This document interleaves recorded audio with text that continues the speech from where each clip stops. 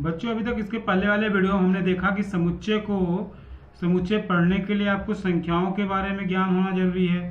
तो उस संख्याओं को आप अच्छी तरह से पहले याद करोगे। फिर अब आते हैं, थोड़ा सा आगे बढ़ते हैं समुच्चय को लेकर के। ठीक है, तो समुच्चय क्या होता है उसको देखते हैं। समुच्चय मतलब होता है सेट, जिसको इंग्लिश में बोलते हैं, मतलब गुच्छा होता है, समूह। ठीक है, तो हम समुच्चय उसको ही बोलेंगे जिसपे सभी के आंसर सेम आएंगे। ठीक है, सभी को हम समुच्चय नहीं बोलेंगे, जिसपे आंसर सभी लोगों का सेम आएगा उसी को हम समुच्चय बोलेंगे। जैसे उदाहरण के तौर पे यदि मैं आपको बोलूं कि इंद्रधनुष के रंगों के नाम, तो आप क्या करोगे, वही 7 रंग बताओगे, आगे पीछे रहेगा लेकिन 7 रंग तो वही रहेंगे आपके पास। ठीक है, या फिर आपके पूछा जाए कि सम आभास संख्या बताओ, तो सभी का आंसर सेम आएगा। ठीक है, तो ये सब समुच्चय हैं। अगर आपको पूछा जाए कि विषम संख्या बताओ, तो आप सभी के आंसर सेम आएंगे। ठीक है, अलग अलग बच्चों का अलग अलग नहीं आएगा। तो ये सब क्या है, समुच्चय बन सकते हैं, इसके लिए समुच्चय हैं। ठीक है, लेकिन यदि आपको ये पूछा जाए कि आपका पसंदीदा रंग, ठीक है, आपका पसंदीदा रंग अगर पूछा जाए, तो उस दौरान क्या होगा कि सभी के अलग अलग आंसर आएंगे ना। कोई लाल बोलेगा, कोई पीला बोलेगा, कोई हरा बोलेगा, तो मतलब हर एक के अलग अलग आंसर आएंगे। तो ये समुच्चय नहीं है। ठीक है, फिर यदि अगर आपको बोला जाए कि आपके पसंदीदा क्रिकेटर का नाम बताओ, ठीक है, तो पसंदीदा क्रिकेटर का नाम अगर पूछा जाए तो सबके अलग अलग नाम आएंगे। कोई सचिन भी बजा सकता है, कोई विराट कोहली पे जा सकता है ना, कोई सौरव गांगुली पे जा सकता है, तो कोई दूसरे देश के खिलाड़ी को भी बता सकता है। तो इस तरह से सबके आंसर जब अलग अलग आएंगे तो ये समुच्चय का सवाल नहीं, मतलब इसका समुच्चय बना पाना संभव नहीं है। तो ये आशा करता हूँ समझ में आ गया होगा कौन से समुच्चय है, कौन से समुच्चय नहीं है। समुच्चय उसको ही बोलेंगे जिसपे सभी के आंसर सेम आएंगे। सेम आएंगे मतलब आगे पीछे रहेगा चलेगा, लेकिन आंसर वही आना चाहिए। ठीक है, लेकिन अगर आंसर पूरा ही पूरा अलग हो जाए तब उसका समुच्चय बनना संभव नहीं है। यदि आपको पूछा जाए कि सप्ताह के दिन के नाम बताओ, तो सप्ताह के दिन के नाम 7 ही होते हैं। कोई रविवार से चालू कर सकता है, कोई सोमवार से चालू कर सकता है, लेकिन वही 7 नाम आने वाले हैं। तो क्या रहेगा, आपका समुच्चय रहेगा। ठीक है, फिर इसी में अगर पूछा जाए कि आपका पसंदीदा दिन, या फिर इस तरह की अगर पसंदीदा वाली चीजें आ जाएंगी, या फिर ऐसी चीजें हैं जिसपे अलग सभी के आंसर होंगे, सही बच्चों के या कुछ लोगों के अलग आंसर आने लगेंगे, तब वो क्या होगा, वो समुच्चय नहीं होगा। ठीक है, तो ये हो गया आपके पास थोड़ा सा समुच्चय होगा और या नहीं होगा करके। ठीक है, तो समुच्चय जो है लिखने की 2 विधि है। समुच्चय लिखने की 2 विधियां हैं आपके पास। एक है सूचीबद्ध समुच्चय लिखने की विधि। ठीक है, समुच्चय लिखने की विधि। ठीक है, पहला है आपके पास सूची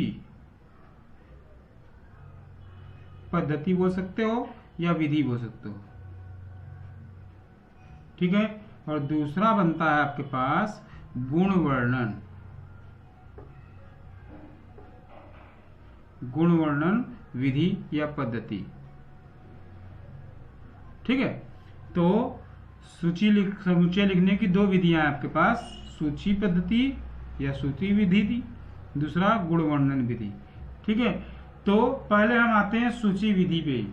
सूची विधि में अगर हम आते हैं तो हम अगर ऐसे लिखते हैं ए बराबर ब्रैकेट में 2 4 6 8 10। ठीक है, तो ये क्या हो जाएगा, इसको बोलेंगे समुच्चय। ये है कौन सा, सूची। ये कौन सा है, सूची विधि में अगर आपको ऐसे मिलेंगे।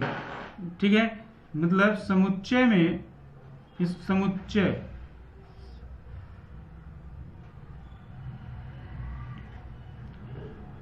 ठीक है, और ये सभी क्या है उसके घटक। ये सब क्या है, घटक। इसी घटक को सदस्य बोलते हैं। और इसी सदस्य को इस चिन्ह द्वारा दर्शाते हैं। ठीक है, ये संकेत है किसका? घटक का। घटक कौन से हैं? 2, 4, 6, 8 फिलहाल इसमें है। ठीक है, तो इस तरह से आपके पास ये क्या हो गया? आपके पास समुच्चय कौन सा? सूची पद्धति में। सूची पद्धति में हमने लिखा, लेकिन समुच्चय हमेशा क्या होगा? कैपिटल लेटर में होगा। समुच्चय कैपिटल लेटर में होगा, ये याद रखोगे। ठीक है, और जो ये सदस्य हैं, गिनती है तो ठीक है, नहीं तो ये जो सदस्य होंगे वो हमेशा क्या होंगे? स्मॉल लेटर में ही रहेंगे। है बात समझ में? अब उसके बाद हम आते हैं गुण वर्णन पद्धति में। गुण वर्णन पद्धति में यदि मैं ऐसे ले लूं कि a बराबर यक्स यक्स, या ब्रैकेट ऐसे ही आपको बनाना होगा। सूची के ब्रैकेट, यही बड़े वाले ब्रैकेट ही आपके पास नहीं बनाने आएगा तो बनाने की कोशिश करिएगा, लेकिन आप लोग इसको ही इस तरह के ब्रैकेट आएंगे, ब्रैकेट ओपन होगा और ब्रैकेट क्लोज भी होगा। अब गुण वर्णन में क्या होगा आपके पास? गुण वर्णन में यक्स डैश यक्स। ठीक है, अब इसको ऐसे कर दिया मैंने और ऐसे, और फिर अगर मैं इसको लिख दूं कि दिया है आपके पास एक यक्स छोटा है 10 से। ठीक है, तो ये क्या हो गया आपके पास? गुण वर्णन हो गया। इसको पढ़ेंगे कैसे? देखो आपकी किताब में दिया गया है कि हम इसको पढ़ेंगे समुच्चय ए, ये कौन सा है? गुण वर्णन वाले में। ठीक है, तो पढ़ेंगे समुच्चय ए के घटक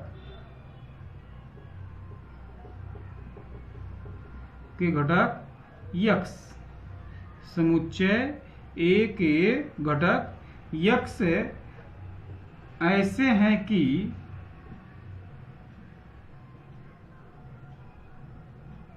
ये ऐसे हैं कि जो है ये वाला चिन्ह है आपके पास, इस चिन्ह को हम क्या बोलते हैं? ऐसे हैं कि यक्स।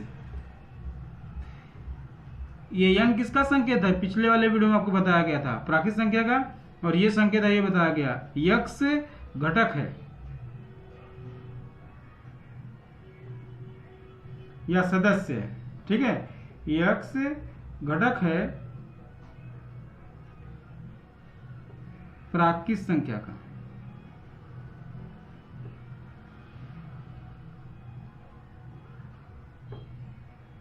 जो यक्स क्या है? 10 से छोटा है, जो 10 से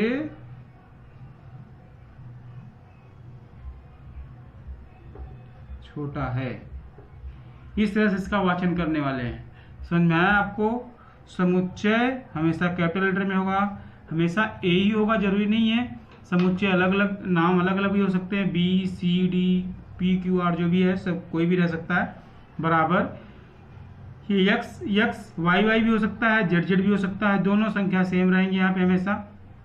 इस चिन्ह को मैंने बताया कि ऐसे है या इस प्रकार है कि पढ़ने वाले हैं। ये संकेत अभी भी आपको बताया गया, और ये वाले जो संकेत है इसको आपने पिछले वाले वीडियो में पढ़ा है। तो छोटा है या बड़ा है, तो ये 10 से क्या है? छोटा है। तो 10 से जब छोटा है यक्स, तो कौन कौन सी प्राकृत संख्या होती है 10 से छोटी? अगर इसका मैं आंसर बनाऊंगा तो बन जाएगा। ठीक है, इसका आंसर बनने वाला आपके पास नेचुरल नंबर होता है 1 2 3 4, 1 2 3 4 5 6 7 8 9, क्योंकि ये बोला गया 10 से छोटा है। 10 से छोटी गिनती कौन सी होती है? 9 होती है। तो इस तरह से ये हो गया आपके पास। ये हो गया कौन सा? ये हो गया सूची, और ये हो गया गुण वर्णन। जब गुण वर्णन में दिया गया होगा तो बोलेगा सूची में बनाओ, और सूची में दिया गया होगा तो बोलेगा गुण वर्णन में बनाओ। ठीक है, तो इस तरह से आपके पास ये समुच्चय के थोड़े से सवाल आपको मैंने बताया कि सूची पद्धति में क्या होता है और गुण वर्णन पद्धति में क्या होता है। ठीक है, अब उसके बाद आपको जितनी चीजें बताई गई उन सभी चीजों को थोड़ा सा याद रखने की कोशिश करोगे। ठीक है, तो अब यहाँ पे जैसे अगर बोला जाए कि इस तरह से दे दिया जाए b बराबर वाई सप्ताह के दिन का नाम है। ठीक है, तो कौन सा ये हो गया आपके पास गुण वर्णन। गुण वर्णन में हमेशा ये वाला चिन्ह आपको दिखेगा। ठीक है, ये चिन्ह आपको हमेशा दिखेगा, तो समझ जाना है क्या है आपके पास गुण वर्णन है। ठीक, अब इसको अगर मैं बना दूं कि सूची में, तो सूची में अगर बनाऊंगा तो इसको क्या लिखूंगा मैं, रविवार, सोमवार, मंगलवार, बुधवार, गुरुवार, शुक्रवार ना, और फिर शनिवार। अब ये इसमें नाम क्या है आपके पास, सब लोगों के आंसर रविवार से चालू होगा, जरूरी नहीं है। कोई सोमवार से लिख सकता है, कोई शनिवार, रवि और सोमवार कर सकता है, आगे पीछे कर सकता है, लेकिन आंसर तो यही 7 ही रहेंगे। जब यही 7 रहेंगे तो इसके लिए समुच्चय है। अगर आप आगे पीछे लिख सकते हो तो लिखोगे तो कोई दिक्कत नहीं है, आपका गलत नहीं होने वाला। ठीक है, मंगलवार पहले आ जाए, बुधवार, गुरुवार, शुक्र, शनि, फिर रवि, सोम, ऐसे भी कर सकते हो, मतलब आगे पीछे रहेगा। ये समझ में आया आपको। और एक लेते हैं, यदि आपको ये बोला जाए कि डी जेड इस प्रकार है कि जेड घटक इस प्रकार है कि जेड स्मॉल अक्षर का समुच्चय।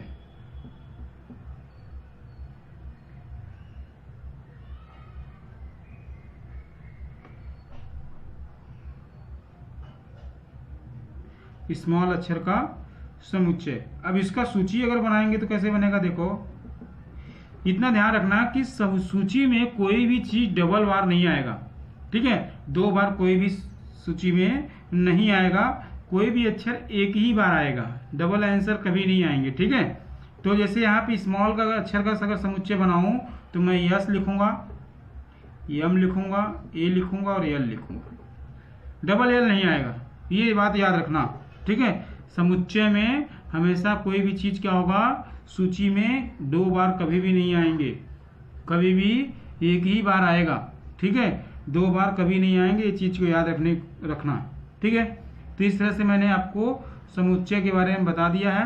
अब आप थोड़ा सा प्रसंग्रह को प्रैक्टिस करना, फिर अगले वीडियो में आपको प्रसंग्रह के कुछ सवाल हल करके आपको बताता हूँ। ठीक है, चलो रुकता हूँ यहाँ पे, प्रैक्टिस करते रहिए। धन्यवाद।